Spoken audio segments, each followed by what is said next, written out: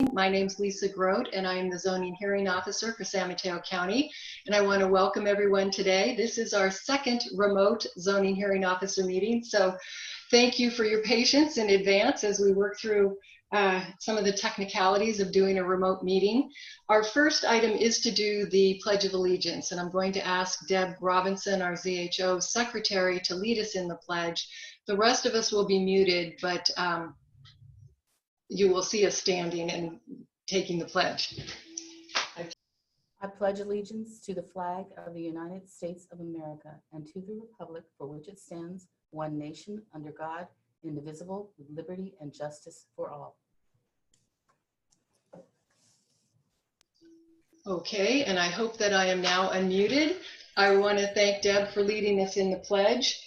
Before we get to oral communications, I am going to ask her to read the instructions for how people can participate in the meeting remotely, and then we will go into the oral communications part of the agenda. Deb?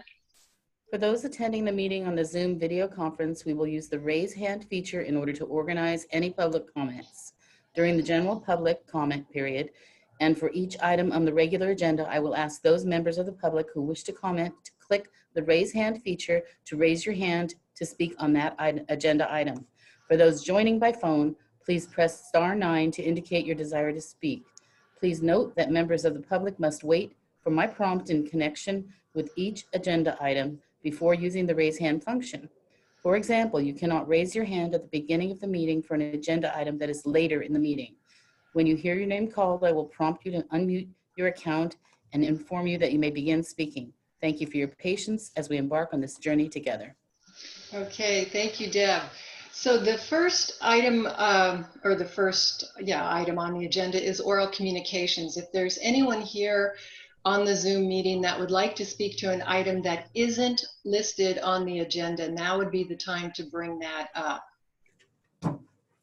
So I will ask Deb and Janice to tell us if there's anyone for oral communications. I don't see anyone, but do you? No, you're right. There's no one that has their hand raised. Okay, thank you very much. So we'll go into the first item, which is a consent agenda item. I'm going to read the entire project description into the public record. If there's anyone present, and again, we'll ask after I finish reading this agenda description, if there's anyone present who wants to remove the item from the consent calendar to talk about it, we can do that.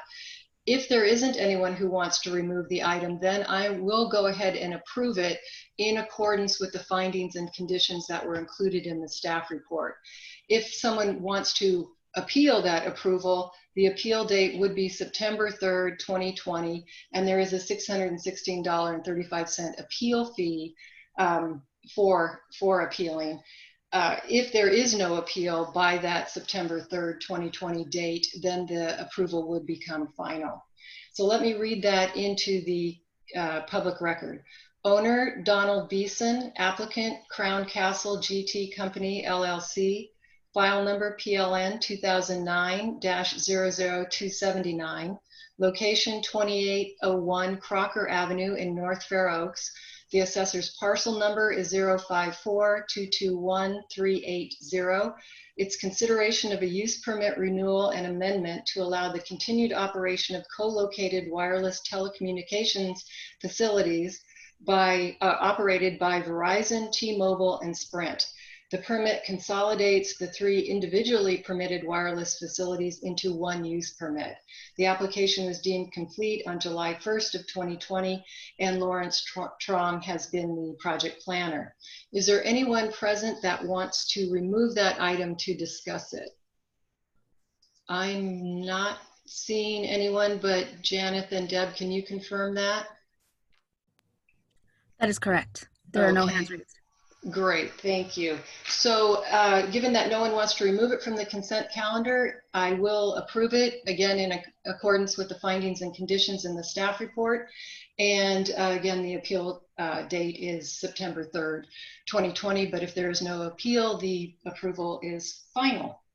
So thank you very much, and thank you for your patience to the project applicant and the planner.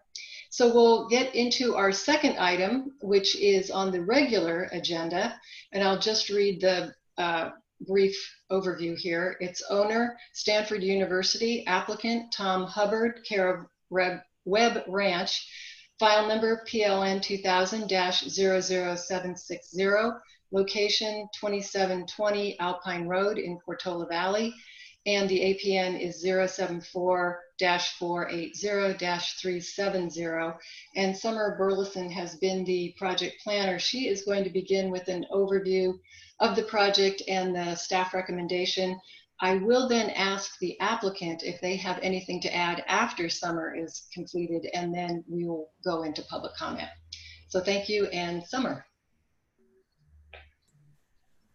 Thank you. Good morning. Just share my screen here.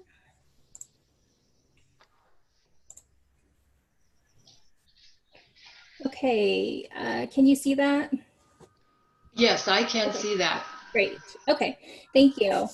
So this item is for a use permit renewal and amendment to continue operation of a seasonal fruit and vegetable stand with seasonal pumpkin sales at Webb Ranch, which is located at 2720 Alpine Road in the unincorporated area of Portola Valley, and to amend the use permit to add some additional activities, which include orchid sales, seasonal farm-related entertainment activities, and seasonal Christmas tree sales. So again, just to cover the entire scope of the use permit renewal and amendment, the breakdown is to continue seasonal retail fruit and vegetable stand sales. They do operate a U-Pick berry fields, farm fields on the west side of 280. To continue seasonal sales of pumpkins during the pumpkin season, and to add farm-related entertainment activities on weekends only during the pumpkin season, to include orchid sales, which is operated through Brookside Farms, which subleases 63,000 square feet of subleased area, which includes the greenhouses on the property, and to add seasonal Christmas tree sales to the use permit. And so here the project in the unincorporated area of Portola Valley, it's about 250 acres that they lease. The zoning is RES11, which is a residential estates zoning district. The U-Pick berry fields are shown here on the southwest side of 280 at Alpine Road. And the pumpkins and tree sales and activities are located on the opposite side of 280 on land that they also lease from Stanford on the east-north side of 280.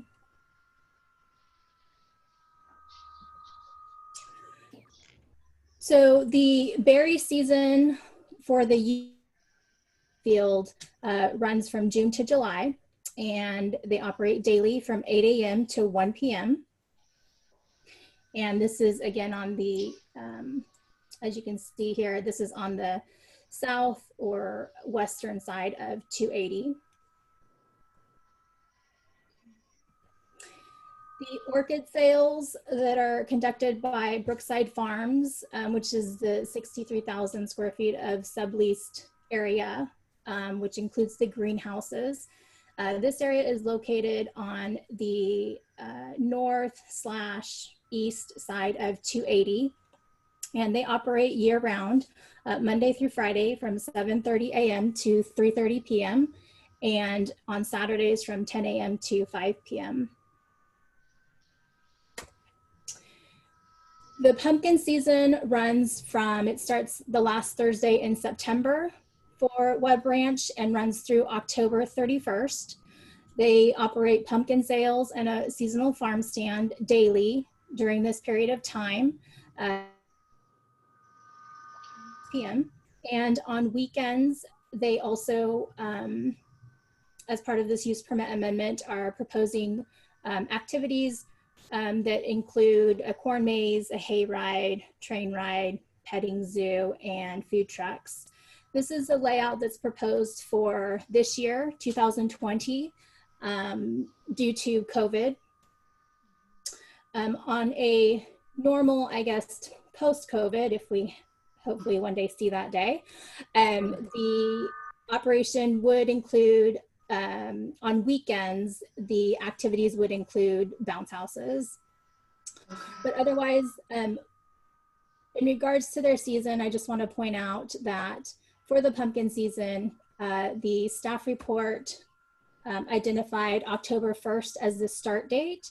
And it's actually a clarification being made here is that it's the last Thursday in September through October 31st. So I'd just like to point that out. For their Christmas tree season, which they refer to as Santa's Village, which is set up for tree sales on the property, it starts the Friday after Thanksgiving Day through December 24th, and they operate from 9 a.m. to 7 p.m. daily, and that consists of Christmas tree sales and a seasonal farm stand. And again, for their Christmas tree season, I'd just like to point out that the staff report identified the Christmas tree season starting November 27th, and it is being corrected to, it's the Friday after Thanksgiving Day, whatever calendar day that actually lands on. So it starts, they start operating the Friday after Thanksgiving through December 24th. And the hours that were listed in the staff report were 10 a.m. to 6 p.m. for their Christmas tree sales. And just a clarification here, their Christmas tree season sales is actually 9 a.m. to 7 p.m. So just like to point that out as well. So this is just an image from Alpine Road of where these activities take place, the pumpkin patch sales, Christmas tree sales, and where the weekend entertainment activities would occur during the pumpkin season.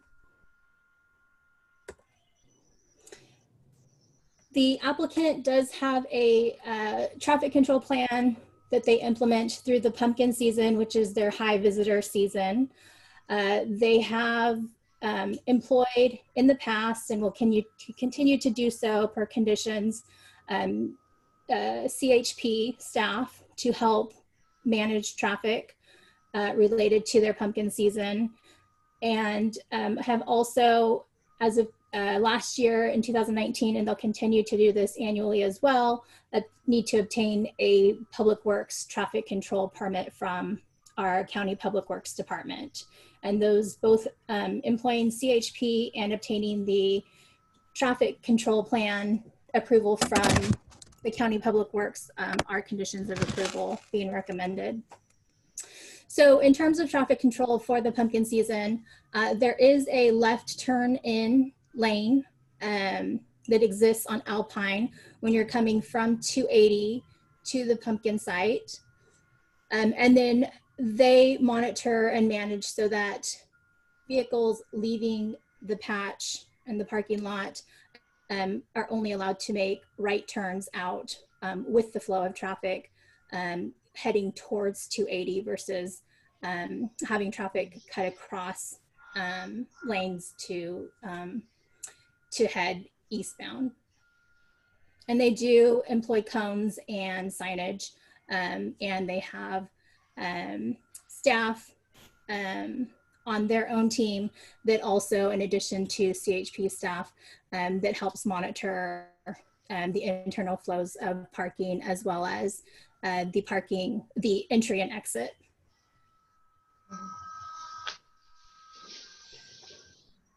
Just a chronology, this is included in the staff report, so I won't go over every event, but just the main milestones here. The fruit and vegetable stand originally opened in the 60s, in the early 60s. In 1982, the county issued the first use permit for the fruit and vegetable stand that was approved for a 3-year period. And subsequent to that 82 approval, they've had numerous administrative reviews and use permit renewals. And in October of 2009, was the last formal application for the renewal and amendment. Subsequent to that, they did have some different iterations of proposed amendments that kind of came and went in the project scope. And then staff did receive concerns about traffic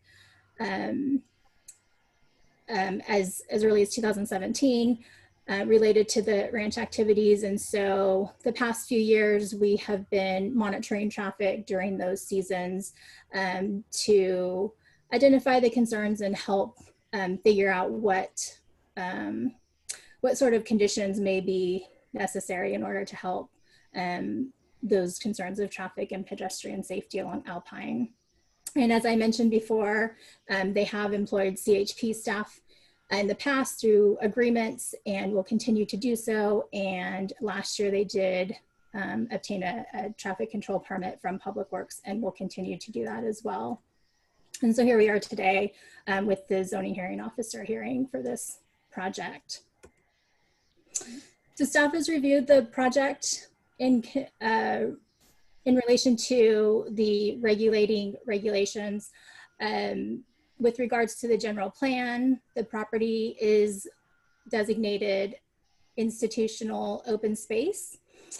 And the proposed operations are compatible with the institutional open space designation, as open space does support resource management and production uses, which include agriculture.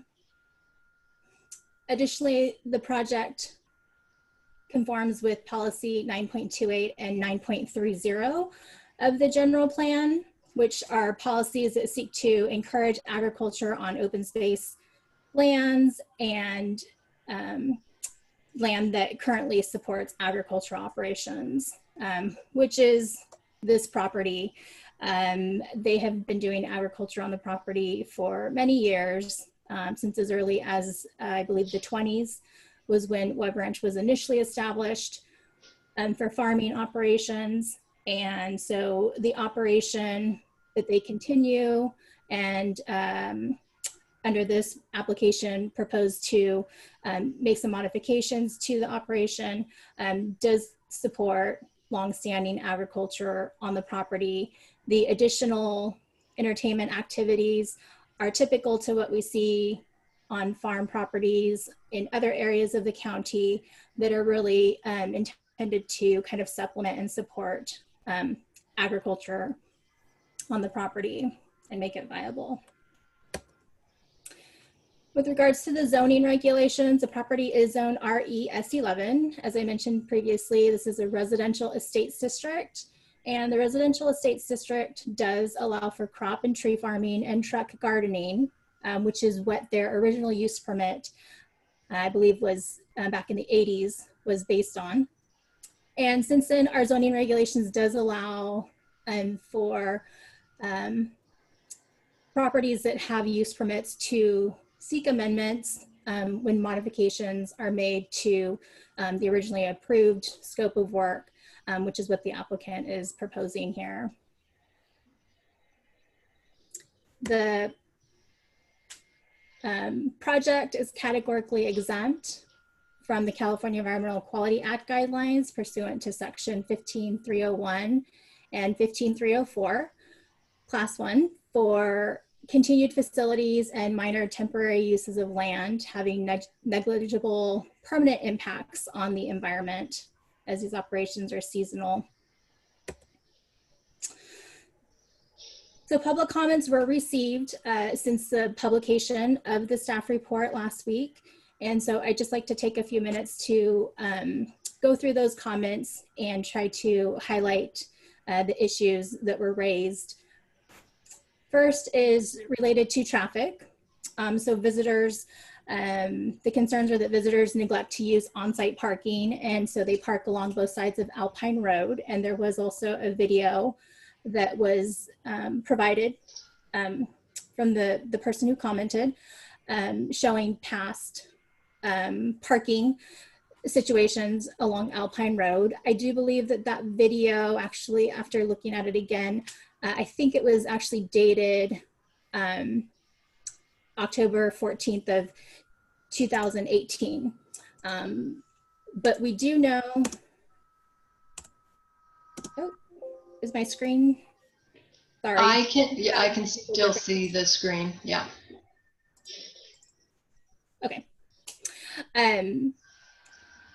But we do know from observation that this is a valid statement.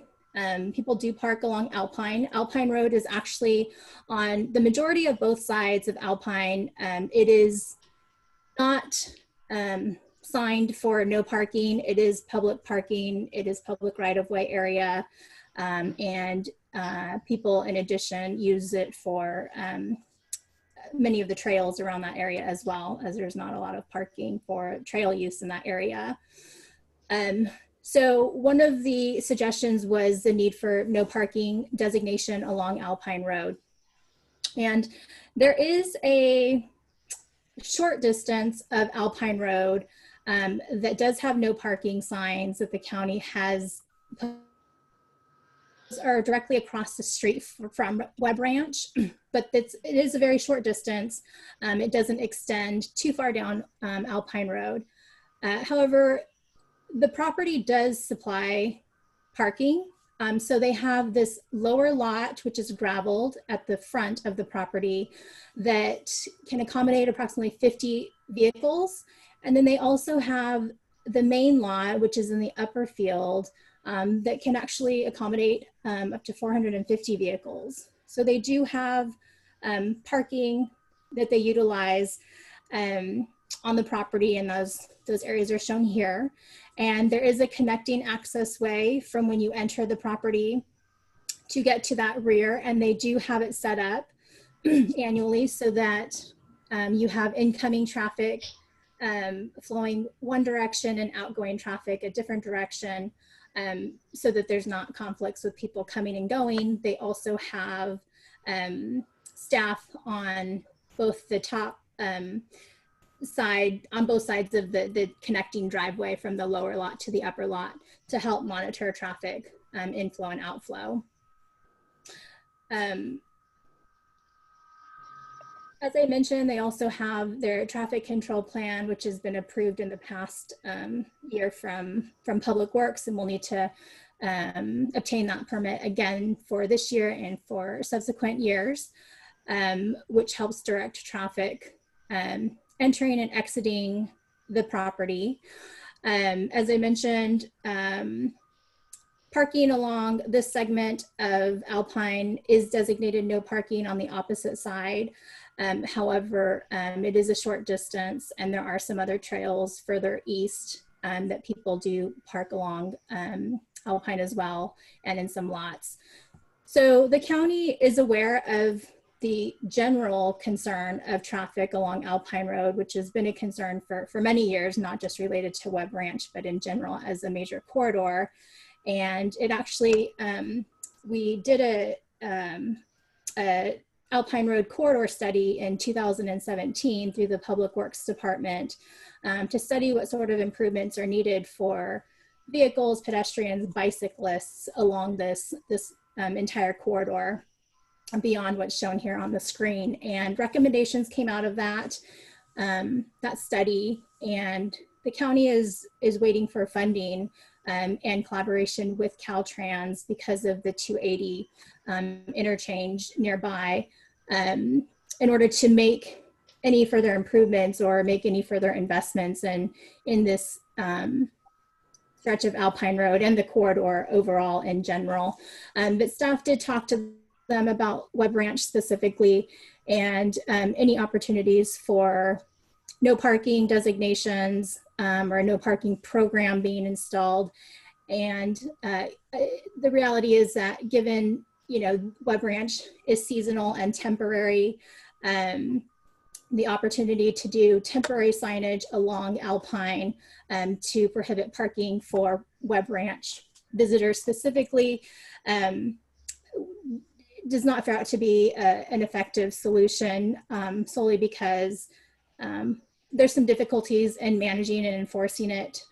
So the effectiveness of it is not seen as a viable option because it would still remain public parking for other users, and there would be no one to really enforce who's parking for Web Ranch versus for other uses. So it was not fared out as a viable solution. And for any sort of long-term parking, no parking program along Alpine, the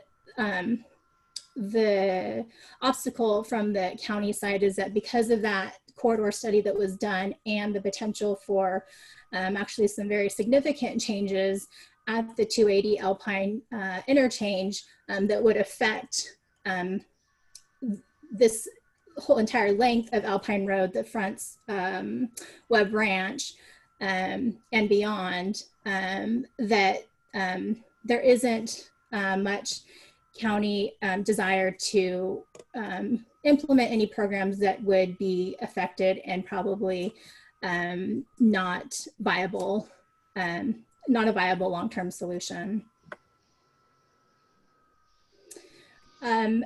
However, staff did discuss and would like to recommend some additional conditions of approval in terms of trying to address the parking and ways that Web Ranch could try to promote parking on their property. And so some additional conditions that we are recommending are shown here. One is that the applicant promote on-site parking through their business website by clearly disclosing the availability of parking on site and showing a map that shows the location of on-site parking spaces for visitors that are looking up how to get to their facility. The other condition is that during the weekends, which is their peak season when they've got the additional farm-related activities, that on-site parking be managed so that the rear parking lot, which is the larger parking lot, is utilized first, with the smaller front parking lot used as a secondary overflow parking. And the thought behind that from staff is that the front lot holds about 50 vehicles, and if the front lot looks like it's full when people come, that may be deterring people to park along Alpine, not thinking that there's additional parking, since the larger lot that holds up to 450 vehicles is actually in the back and not as visible. So their staff can help people pulling on site direct them to the rear parking lot to make sure that that fills up first. They do have a large capacity of parking on the site. Some other concerns that were raised from the public were related to prior compliance issues. So staff has reviewed the permit history associated with the project, with the properties, including a handful of specific referenced violations and stop work notices from past. And we have found that those specific violations and stop work notices that were identified, as well as others, including canceled permits and that may have been to address violations, have all been resolved. There are no current outstanding violations that we have on record or aware of. In terms of the validity of the existing use permit, the initial use permit, as I mentioned, was approved in 1982, and it did have subsequent administrative reviews and renewals. And we do have documentation in the file from those kind of milestone reviews. And that kind of ties into the chronology as listed in the staff report.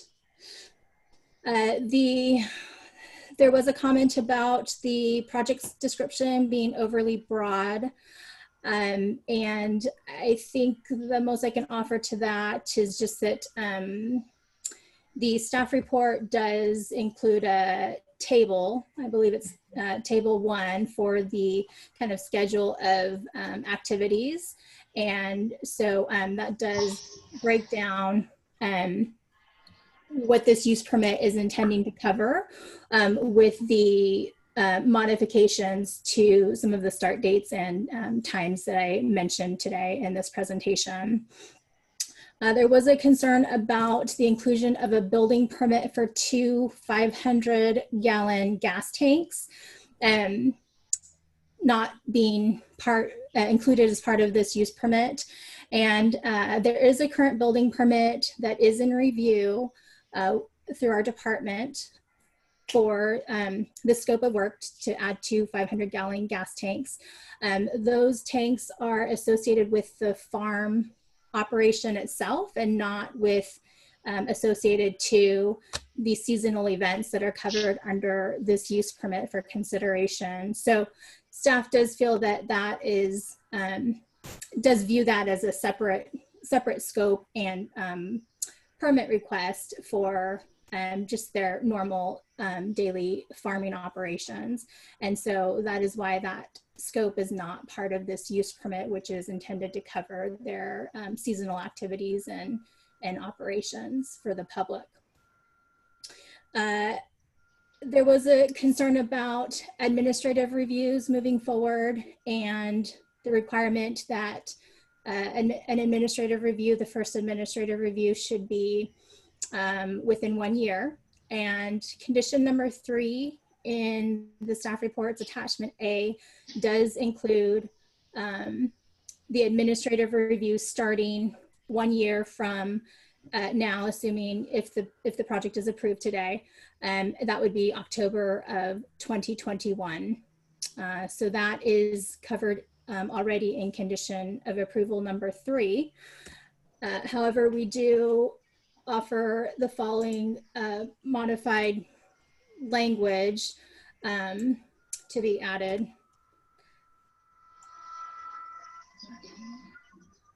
Sorry. I can see it. It's written in red, right? That additional administrative reviews shall be scheduled if determined necessary by San Mateo County planning staff. So in addition to the administrative reviews that are conditioned for October 2021, 2023, and 2025, should staff feel that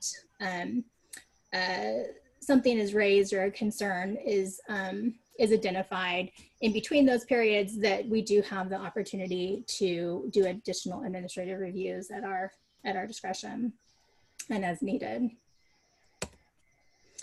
There was concerns raised regarding fire and particularly regarding hydrant access on the property, as well as a request that Menlo Park Fire Department also review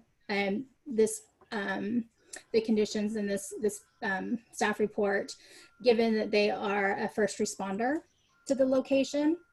So just to clarify, the property is located within the San Mateo County Fire jurisdiction. However, because of the location, a first responder is Menlo Park Fire, just given location of stations. But we did send a staff report to Fire Marshal John Johnston on Monday of this week at the suggestion from the member of the public's comment. And Fire Marshal Johnston did respond back that he did review the staff report and conditions and confirmed that Menlo Park Fire is a first responder, and that he would just ask that the fire lane is identified and maintained, and fire hydrants are identified and maintained on the property site as a first responder to emergencies, but otherwise defers all reviews and approvals to County Fire. Staff did also have a follow-up conversation with the County of San Mateo Fire Department, and they are requesting an additional condition be added, which would cover the fire, looking and making sure that the fire hydrants on the property, which are shown here on this map, up in the right-hand corner, are maintained and functioning, as well as address the fire lane identification that Menlo Park Fire has identified as a necessity, as well as they would include in a site inspection review of any other fire department compliance requirements for operating and serving the public. So an additional condition of approval that is also being recommended is from the San Mateo County Fire Department, which is that prior to the season opening to the public, a site inspection be conducted by the San Mateo County Fire Department, and that the applicant would need to satisfy all fire safety requirements and obtain any fire safety permits prior to opening. And the applicant is aware of this requirement, and their information was passed to fire, and I believe that site inspection will be scheduled very soon, according to fire. So just to summarize the conditions of approval that I've just mentioned, and identify some modifications that need to be made from my earlier presentation. The conditions of approval that should be added are the following here with regards to the on-site parking, that the applicant promote on-site parking through their business website, that during the pumpkin season weekends, the on-site parking be managed so that the rear parking lot is utilized first, with the smaller parking lot used as secondary overflow. And that from the San Mateo County Fire Department, that prior to opening to the public, the applicant will have a fire inspection from the San Mateo County Fire Department and comply with all fire safety requirements or obtain any fire safety permits. So those are the three conditions requested to be added. Staff is also want to raise that there are a couple of conditions that should be modified based on the start of the seasons and some time modifications that I mentioned earlier in my presentation. So for condition of approval number 4 and 5 in staff report attachment A, we believe that these two conditions, which cover the operation hours, could actually probably be consolidated and combined to this condition, which is the seasonal hours of operation shall be as follows, and then it just clarifies, so it's clear for all. The you-pick berry fields are from June to July daily from 8 to 10, or I'm sorry, 8 a.m. to 1 p.m. The pumpkin sales with seasonal produce stand starts the last Thursday of September through October 31st from 10 a.m. to 6 p.m. with farm-related entertainment activities authorized on weekends, which are Saturdays and Sundays, from the hours of 10 a.m. to 6 p.m. in conjunction with the pumpkin sale hours. And then that with regards to the Christmas tree sales and the seasonal produce stand associated with it, that the Friday after Thanksgiving is when that sales season starts through December 24th from 9 a.m. to 7 p.m. An additional modification to condition of approval number 9 would need to be made, which starts out during the months of and insert late September through December to adjust for the starting sales season.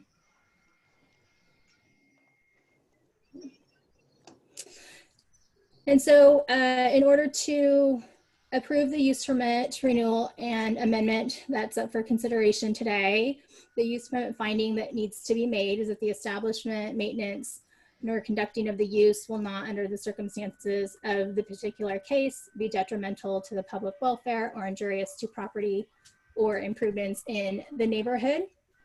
And staff feels that Web Ranch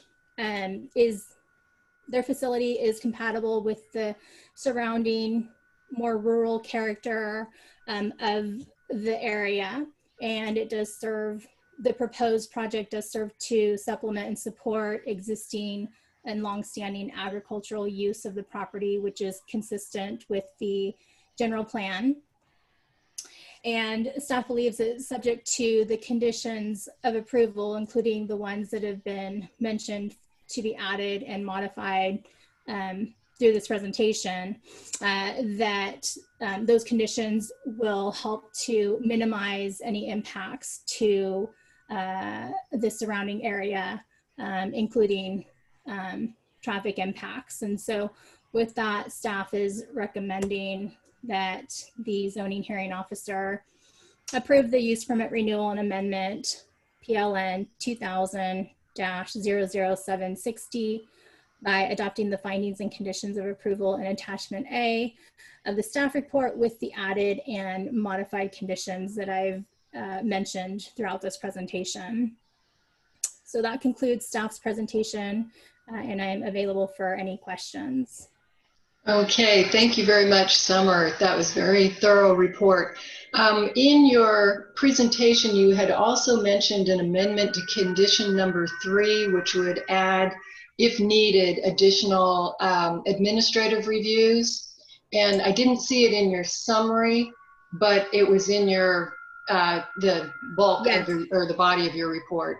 Yes, you're right. I apologize for that. That is correct. That is an request Okay. for a modification. Okay, I have a couple of other comments and questions too, but I do want to let, first of all, the applicant make any comments that he or she would like to make, and then if there are any public speakers. But we'll start with the applicant. If Deb or Janeth can unmute the applicant if he or she wants to speak.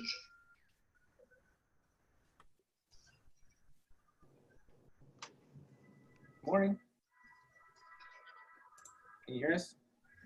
Yes, I can hear you now. Yeah. Hi, this is Tom Hubbard from Web Branch. I just Okay. want to thank everybody for taking their time. Obviously, this has been a long process. Just a couple things. We are truly agricultural. We've got over 100 acres of croplands here. We grow the various kinds of berries and tomatoes and corn and pumpkins. One thing about the gas tanks, I know that question has been raised. That is completely on the west side of 280 where the majority of the farming is done, and it will be right next to our actual tractor garage that is about a 3 to 5 year old structure that was permitted through San Mateo County. So we're just waiting for that to be reviewed and processed, but it has nothing to do with the Halloween, pumpkin patch, Christmas trees, or even that side of the ranch. And I know that was a concern of some people in the public. So just wanted to clarify that. I do have Jonathan Frechette, my son-in-law, that's been working a lot on this project with Summer. I'd like him to just add a couple things. Hey, good morning. Thanks again, Summer, for that presentation. You covered pretty much everything that we wanted to chat about, but I just did want to reiterate a few of the important points that we wanted to make sure were noted. The fact that we are committed to continuing this traditional style of fun, family-friendly agriculture experience, for the local community. A lot of people trying to get over to Half Moon Bay. It's a very difficult trip. This is a pretty close place for a lot of people around here. For the traffic control, we have started that since, I believe, 2016, 17. Our traffic control has only been getting better each year. And last year, we actually got the encroachment permit, and that helped us put together a solid plan. And last year was our absolute best year of no traffic or no parking on Alpine Road. We are going to request through the encroachment permit this year, and we'll find out if we're able to do that or not, but requesting to actually put no parking signs along Alpine Road on both sides, along with the CHP officer being in the middle of that turn lane there on the weekends only, correct? We have expanded the parking in the rear, and we are going to make sure that we focus bringing people up to that rear parking lot so that front parking lot remains open and people aren't freaked out and want to park on Alpine Road when they think that parking is full. So that should definitely help with that. And I will also upload a map into our website highlighting our parking areas so that people, if they come to the website, can see exactly where parking is and that there is a large parking area up top. We do hire up to 8 parking staff with flags, with bright vests, to manage people at multiple locations, pinch points within our parking lot. And they are constantly there all day, helping to pull people off of Alpine Road and get traffic off the road. We haven't had any vehicle or pedestrian accidents on the pumpkin patch, so we're going to try to continue that. With COVID-19 being an outdoor agriculture experience, we feel like we can make this work. We have removed some of our activities this year that promote closer activity, so those are out for this year. And then with our UPIC this year, we implemented an appointment system that helped us to control the amount of people that were on site, which allowed us to easily control social distancing.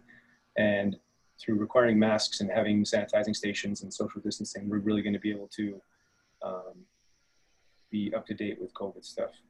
Our fire safety, we are working with the county fire. Like Summer mentioned, we're going to have them come out before we open to the public, and they're going to either approve it or they're going to make some adjustments for us and tell us what to do before we open to the public. We do have those 2 fire hydrants, as Summer noted, and we also provide fire extinguishers throughout the pumpkin patch that are inspected annually and fixed annually, and they're tagged and all that stuff. So anything else? That's pretty much, we just want to make sure that we continue to provide these farm-like experiences, the hayride, and people get to get down into our cornfield and get to enjoy some organic sweet corn right off the stalk. Just kind of things that we want to continue to promote to the local people. You got anything else to say, Tom? No, I thought Summer covered everything. Yeah. Obviously, we're going to hang on here and see what kind of questions come up. But thank you very much. Okay. Well, thank you both for your comments and additional information. And the county very much appreciates your cooperation and working with us so closely. So thank you. Yeah. So are there any public participants or public comments? I am not seeing any, but if Deb and Janet could confirm that. Yeah, I just wanted to explain really quickly about kind of how to raise your hand. So if I could do that for just a second and see if anybody comes forward. So we are now opening public comment for item number 2. If your hand is raised, your name will be called for this item. I will lower your hand after you speak. Those joining by telephone can press *9 to raise your hands. And as of right now, I do not see any hands raised from the public. Okay. All right. Well, unless someone does come on, and I'll leave the public comment period open, but until someone comes on, or if they do, I had a couple of questions, and either Summer or the applicant may want to address these. I think the first one is actually for Summer, but you had also mentioned the traffic control permit being a condition, and I know the applicant has gone forward and gotten that in the last couple years. Can you tell me what condition number that is? I didn't see the traffic control permit listed as a condition, but I may have just missed it. And if it isn't in there, I see, oh, okay, applicant shall submit a traffic control plan to the planning department and the Department of Public Works. Is that what you're considering the traffic control permit? Yes, I believe, and that's condition 8, or let's see. There's actually condition 13 under Department of Public Works. There is a reference to the safe pedestrian and vehicular traffic management plan in condition 8. And then I think it's also referenced again in condition 9. And then under Department of Public Works number 13, it says applicant shall submit a traffic control plan. And I'm wondering if that's what encompasses this control permit or encroachment permit. That's correct. It's under that condition 13 that they shall submit a traffic control plan and have it reviewed and approved by Public Works. Okay. And then there's opportunity for mitigation should there need to be additional elements included. Okay. Review. Okay, great. And then my other comment, and this is just a comment and maybe to get the applicant's thoughts about it. I know and thank you for including something on your website about the parking. Is there a little sign or something that you have directing people into the entrance of the ranch that you might be able to include a statement that says on-site parking available or something like that, so people who are driving to the ranch and who maybe haven't checked your website could see a little statement there saying on-site parking available? Yes, we could. We don't have that currently, or we haven't had that in the past. But we obviously would like to put that well, it would have to be on our side of Alpine Road, obviously, but we'd do it both from people coming from Menlo Park side and also the people coming from the 280 or Portola Valley side. So we could put, work with Summer as far as size of signs and that type of thing. I think 2 by 3 feet or something I recall as a sign limit or something like that. But yes, we would definitely be willing to do that. Okay, okay, great. Yeah, I think there are sign limits for what are called informational signs. And Summer, you may want to comment on that. Yes, and we do have on condition 7, we do specify we would require to temporarily install up to 2 directional signs, maximum 2 by 3 feet for, I think, vehicle maneuvering. So it could be of the same size, but with a specific statement that on-site parking is available. Okay, okay. That would be great. And rather than making it a condition of approval, maybe that could be incorporated into the traffic and pedestrian, vehicular and pedestrian management plan. So an element of that plan. Yes, okay. That could be. Okay, great, great. And so then my understanding from the numbers you gave today, there are 500 spaces on site available for parking, roughly. Using, yeah, both the front smaller lot and the upper lot. Okay, great. Okay. And, okay, I think that covers my questions. It was clarified earlier that the corn maze is not a fire hazard because it is all planted corn material. It's not using hay bales or anything like that. Is that? That's correct. Yes, it's actually where we grow our sweet corn, and we just go in and create a path through it by removing some of the original corn stalks. And then we actually leave some of the corn on it for people to pick as they're going through the corn maze. Yeah, okay, great, great. And then lastly, the 8 parking staff that you employ during the season, so they're there regardless of the highway patrol or any kind of police presence. So they're there to help manage traffic and parking regardless of the availability of any other police presence. Correct, yeah, they're actually take over all the traffic flow as they come in off of Alpine Road. And then the CHP officer, the last couple of years has been placed right in the middle of Alpine Road, so he can direct traffic and people see his vehicle and tend to slow down and at least to the speed limit, and if not slower. So that seems to work well. Obviously, it's taken a few years to coordinate the highway patrolman where's the best spot for them, but they do a great job. Okay, okay, well, great. Well, I think, and again, I'll ask Deborah or Janeth if they see any public comment or public waiting to comment. Hi, Lisa. No, I do not see any hands raised right now. Okay. So I think that's all we have. Okay, great. Well, with that, if there's nothing that anyone else wants to add, either the applicants or Summer, I think that we've addressed the comments that were made. I did view the video, and so I'm aware and see the letter that was submitted by Ms. Davis. So I'm aware of her comments. I do think they have been addressed adequately with the amended conditions. And so I'm going to go ahead and close the public hearing. and ask Summer to incorporate those modifications and new conditions that you mentioned in your staff report.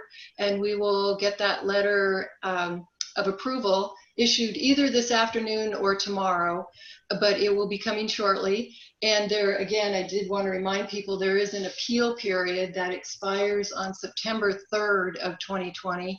And there is a $616.35 appeal fee should anyone want to appeal the decision.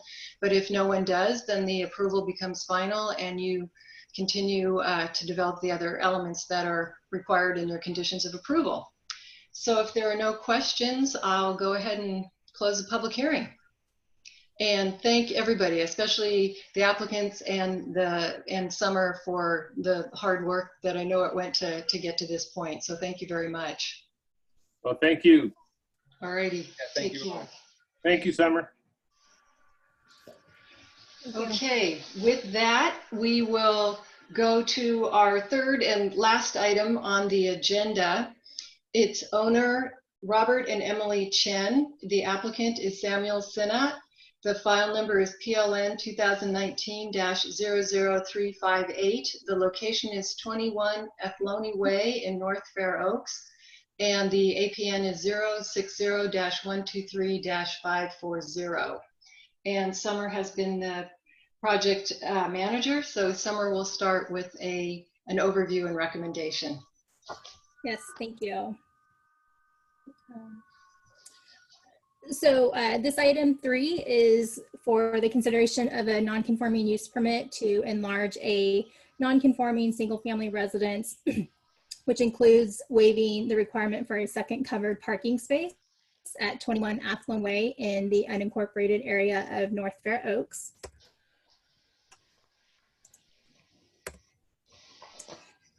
The project description specifically is for the addition of a one-car garage, a kitchen pantry addition, and a front porch expansion that would be covered under the non-conforming use permit to this additional area on the ground floor would encroach into the front setback, resulting in a 12-foot 1-inch front setback where 20 feet is required per the zoning, and a 3-foot right side setback where 5 feet is the minimum side setback in this zoning district. And that would result in an 84 square foot encroachment into the front setback and a 44 square foot encroachment into the right side setback. And this is to accommodate primarily a one-car garage. The property currently has no covered parking spaces, and our zoning regulations require houses with 2 or more bedrooms to provide 2 covered parking spaces. The property was originally built without any covered parking, so it's been a non-conforming situation with regards to covered parking since development of the property. And so the applicant under this project scope, which includes adding a second story and a bedroom on the second story, is to the best of their ability, try to bring the site into as much conformance as possible with covered parking requirements. The non-conforming use permit also is to legalize the conversion and addition of a 180 square foot unconditioned detached accessory building in the rear of the property into a 350 square foot guest house with a 132 square foot breezeway attachment to the residence. And this was unpermitted work that was completed by a previous property owner. And so the current property owners are simply trying to legalize what the situation that they've inherited. The legalization of the addition and conversion of this detached structure would result in a 2-foot rear setback and a 8-inch left side yard setback. And when detached accessory buildings are attached to a main residence through mechanisms such as a breezeway for this property site, the county staff does view, once that attachment is made, that the entire building, including the accessory structure that was formerly detached now becomes part of the primary residence. And so it needs to maintain the setbacks of the primary residence. So that would require typically a 20-foot rear setback and 5-foot side setback. With that breezeway attachment, it reduces those required setbacks to 2 feet and 8 inches. The non-conforming use permit, as I mentioned, with regards to covered parking, requests to waive a second covered parking space in association with the master bedroom addition. So the property is located at 21 Athlone Way, shown here. The property is zoned R1 S73, which is a single family residential neighborhood. The parcel is a conforming 5,100 square foot sized parcel. The minimum parcel size in the S73 district is 5,000 square feet, but it does have a slightly irregular configuration, as you can see here on the screen. The property is also uniquely, it's fronted by an 80-foot wide Hetch-Hetchy right-of-way. So the driveway is taken off of Athlone Way, shown here, and the driveway runs through the Hetch-Hetchy to the front of the property. This is the only property that gets access off of Athlone Way on the south side of Athlone Way, running through the Hetch-Hetchy. The surrounding neighborhood, they're single-story, single-family residences.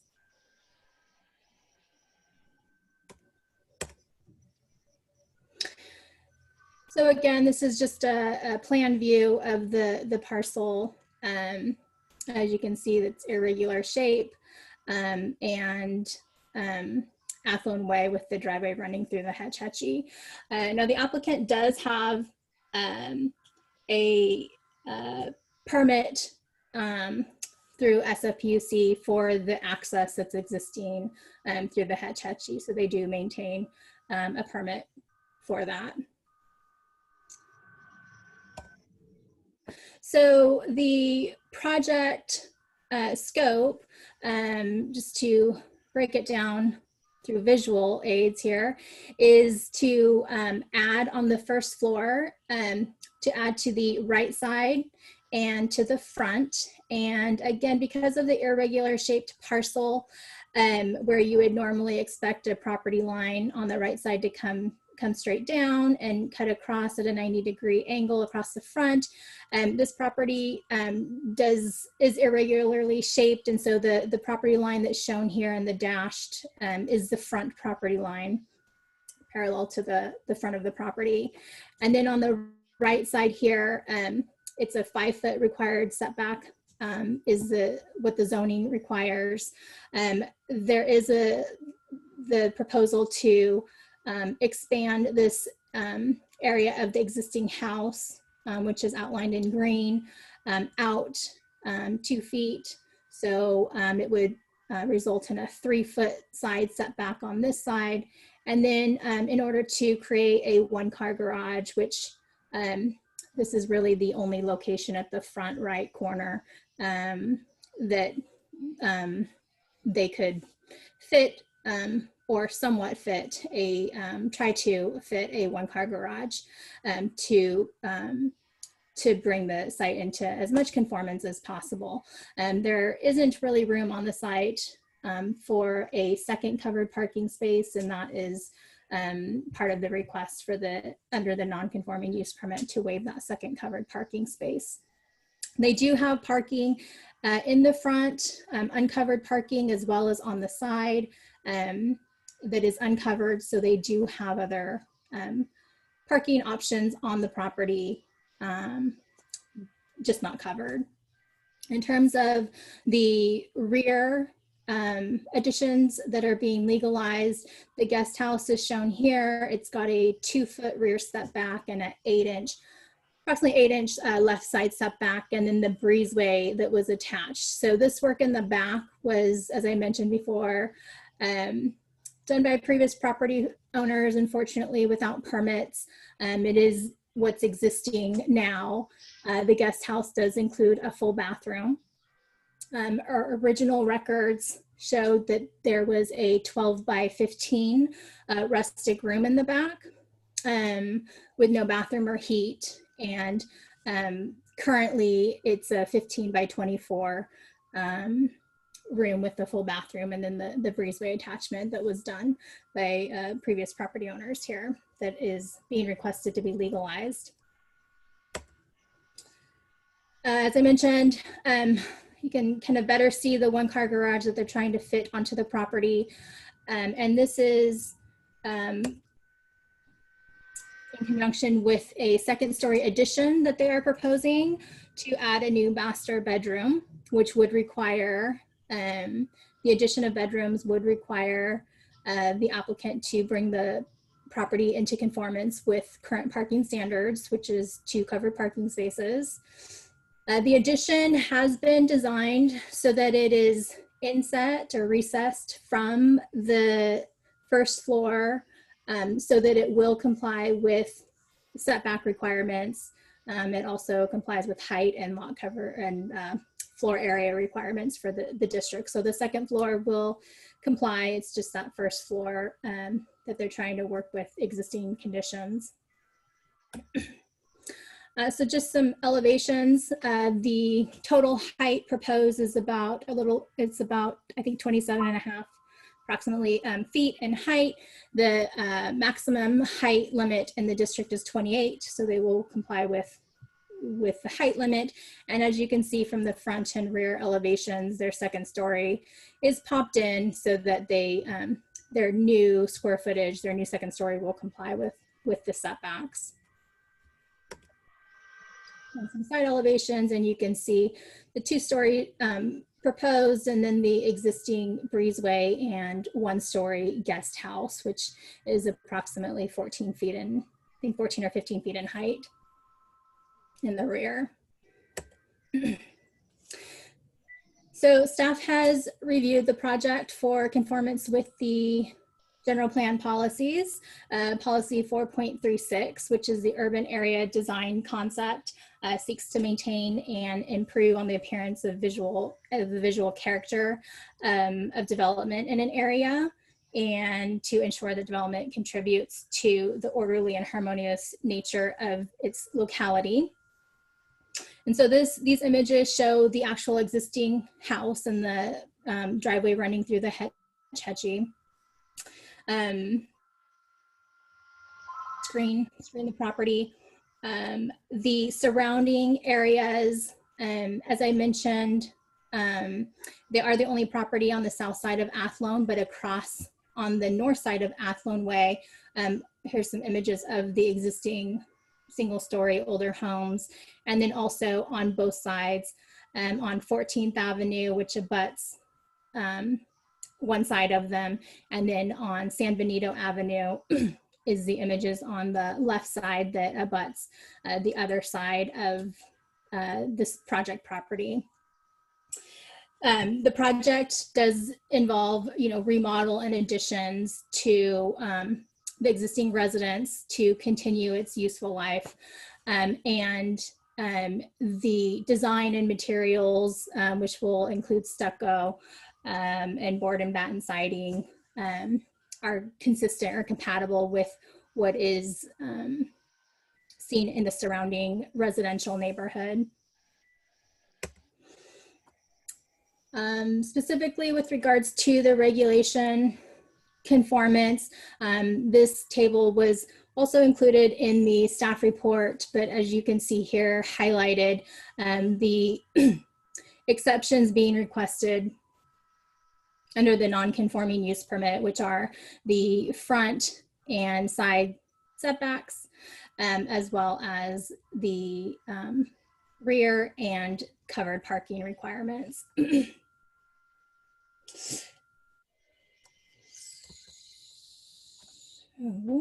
In order to approve a non-conforming use permit, the finding needs to be made that the establishment, maintenance, and or conducting of the use will not, under the circumstances of the particular case, result in a significant adverse impact to coastal resources, which this is not in a coastal zone, or be detrimental to the public welfare or injurious to property or improvements in the neighborhood.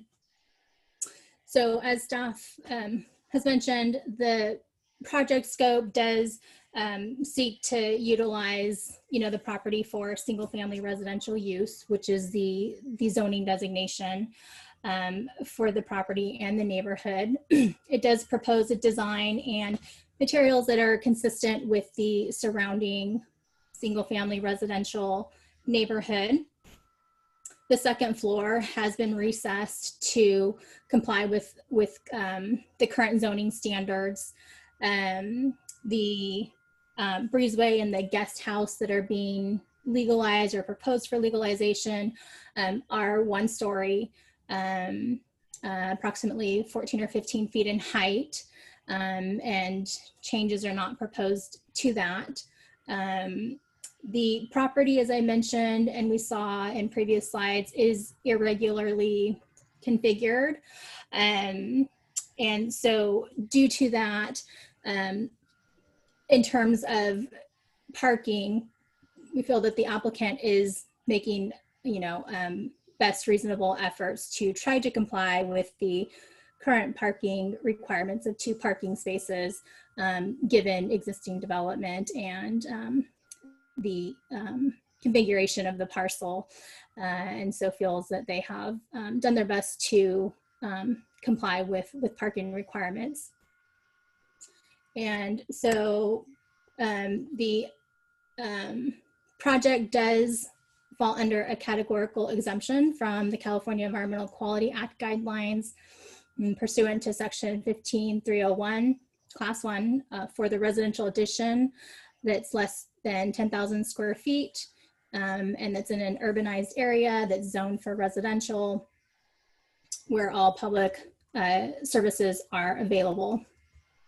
And it's not in a area that's environmentally sensitive.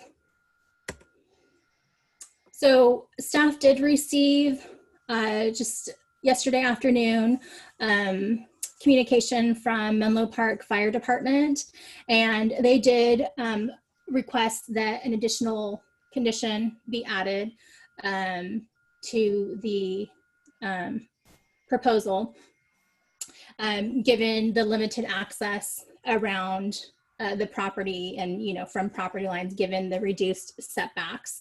So this condition is for specific to fire safety and fire rating construction. So the applicant is aware of these comments, and as emphasized here, are in a concurrence with complying through item number 3 and 4 highlighted here, that for any areas of the building that are less than 3 feet from a property line, it shall have a 1-hour fire rating and non-combustible construction, and no openings allowed within 5 feet of the property line along those sides. And then that the residence be fire sprinklered. And as I mentioned, the applicant is prepared to comply with those requirements. And Menlo Park Fire will be a reviewer under the building permit to ensure that their requests have been satisfied properly. And so with that added condition from Menlo Park Fire, staff is recommending that the zoning hearing officer approve the non-conforming use permit PLN 2019-00358 by making the required findings and adopting the conditions of approval included in attachment A of the staff report, as I mentioned, with the added condition from Menlo Park Fire. So that concludes staff's presentation, and I'm available for questions. Okay, thank you very much, Summer. Is the applicant here? I believe he is. And would you like to add anything to Summer's report?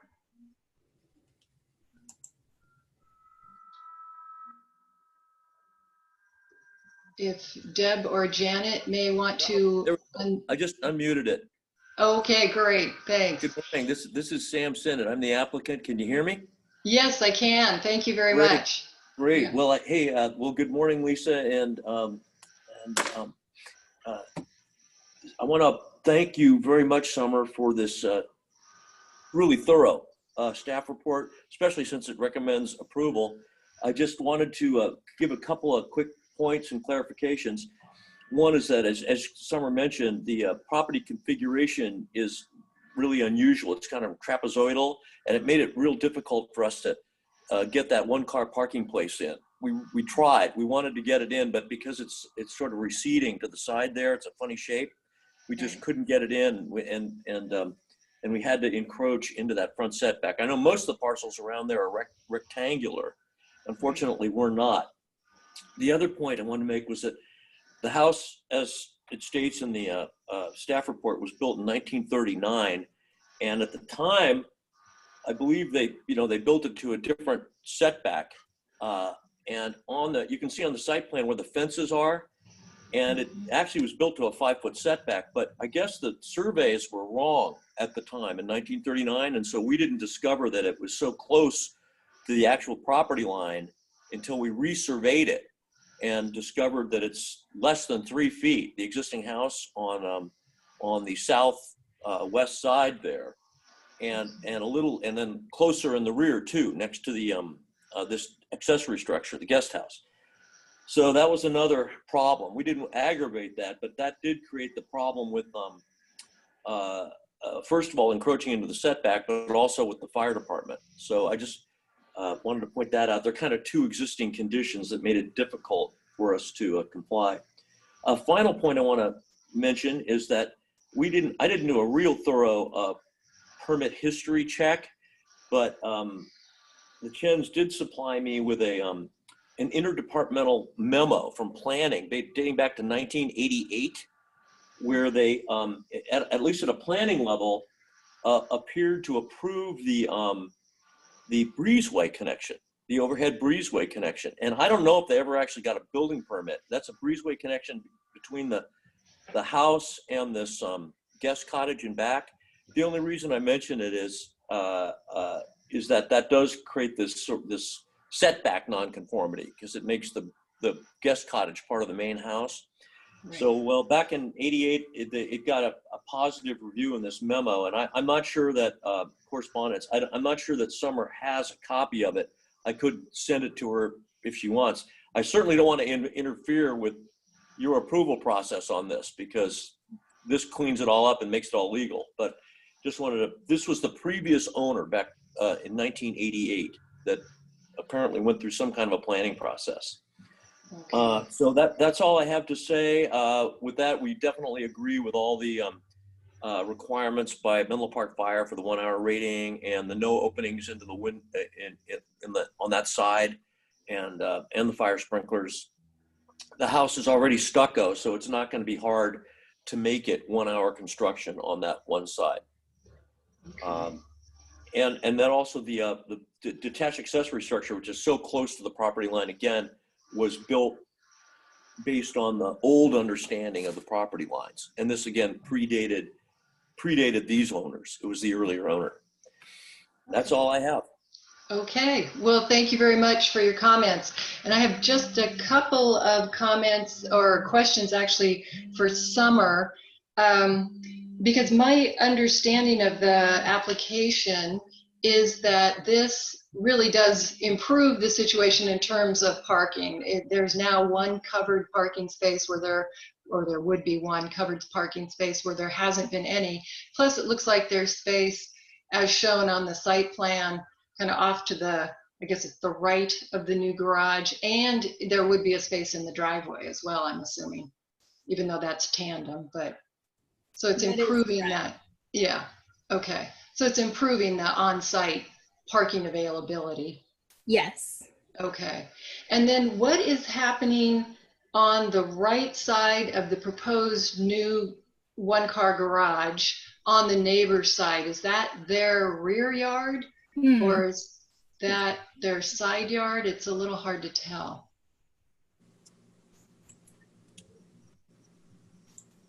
Let me try to share screen and go back here. So that would be this property, I believe, is what you're talking about, where the Yes, garage is yeah. going. That's their rear yard here, Okay. rear yard and side yard. Okay. So there isn't. It's kind of coming out here. Okay. Yeah. So there isn't any structure there that's going to be negatively impacted by the addition of this new garage. Right, not that we're aware of. Correct. Okay. That property would have a 20-foot rear setback. Right, right. Okay, great. And you mentioned in your staff report that the new second story is fully compliant. So any windows that are put up there as part of that new addition wouldn't have any greater impact than a regular second story addition.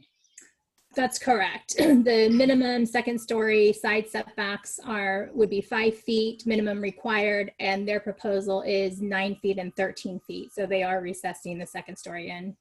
Great, great. Okay. And then again, as shown in the chart, this is still below the lot coverage and floor area ratio allowed in the district.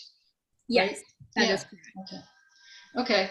And then lastly, the new or the just connect, nothing is changing with that little room, which will become a bedroom or some other type of use back there, habitable use. Nothing's changing with that. Nothing's getting worse. No, it's not any closer than it was before. There's no additional windows. So the impact there is minimal. Correct. And that our understanding, staff's understanding is that has been the condition for some time, and there aren't any changes proposed under this project to that area. Okay, great. Well then, are there any members of the public that would like to speak to this? I am not seeing any, but again, if Janet and Deb could confirm that or check that. I do see somebody who's raising their hand. We do. So we're not opening public comment for item number 3. If your hand is raised, your name will be called for this item. I will lower your hand after you speak.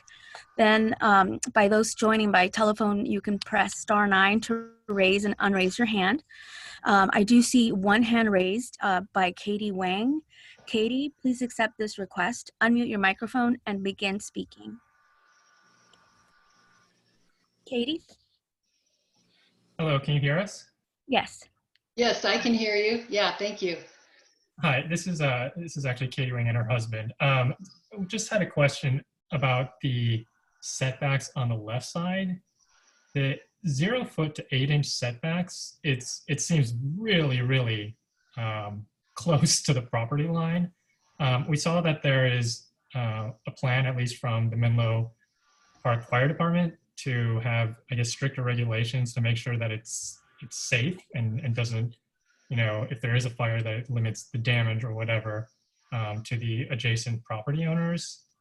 One thing that we're wondering is about the fence line, I guess, which hasn't been talked about, whether or not the 0 to 8 inch setback is going to affect future construction or erection of the fence. There's a fence, I think, already there, but is it going to be possible to, or is there going to be any difficulty moving that fence to the actual property line? Because it sounds like, I think the applicant said that the property line was not correctly there or in the first place when the fence and the property lines are misaligned. Yeah. So that when we move, if there's one day the fence to be fixed and all that to move back, is that still maintaining the right distance that it's being proposed here?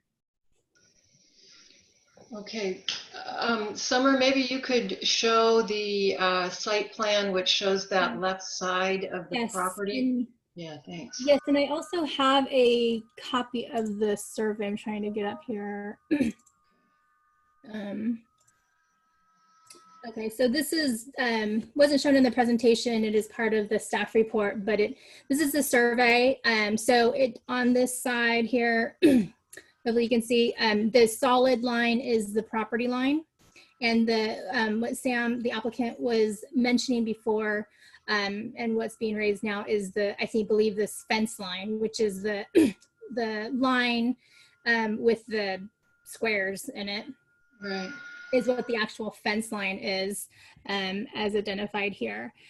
So we take setbacks from property lines, which is why we've identified it, that the setback encroachment on this side is from the property line, which is at its closest point, 8 inches, which is at this front portion, which is the 0.66, converts to about 8 inches.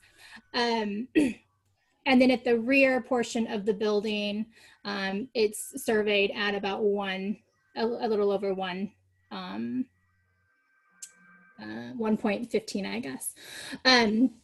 So it is a little shifted from the property line, but in terms of setbacks and development for either property, we do take those setbacks, those required setbacks from property lines, not fence lines, which is why a lot of times for project developments, we do require surveys such as this to ensure that we're taking it from the legal property line, because we do know that fences often, especially older fences, get built, skewed one way or the other from an actual property line. So is there I'm not sure if that fully answers your question though. So is there going to be any restriction if that fence line needs to be moved back to the actual property line? Because I think that what the concern is, like, if it's only 0 to 8 inches from the property line in the future, is there going to be any issue from like the planning department if the fence were to be erected on the actual property line, given where the proposed setbacks are? There wouldn't, because both fire and planning zone, when we apply zoning and for fire purposes and building code purposes, everything is tied to the property line. So because this consideration is based on property lines and not fence lines, we are already making that consideration that it's, we don't, for lack of better terms, we don't care about the fence line basically. Okay. So if that gets relocated at some point, that's a kind of private matter. We've already conditioned and the project and considered it relative to the property line, which would not change. Okay. And if with that kind of setback, if the neighbors like on this property line decided that they want to put like an ADU or something like that close to the property line, would that be considered differently by the commission than for that type of exception, right? Because now there's a property on the other side of the property line that's very close to the setback. Like, is there going to be a different type of consideration for an ADU for on the other side of the property line, and what the setbacks would have to be there? So, for example, I believe your question is for, say, the property over on this side. Would the approval today of this property have any impact on a potential of putting an ADU on the adjacent property? Correct. Yes. Right. That's the question. Yeah.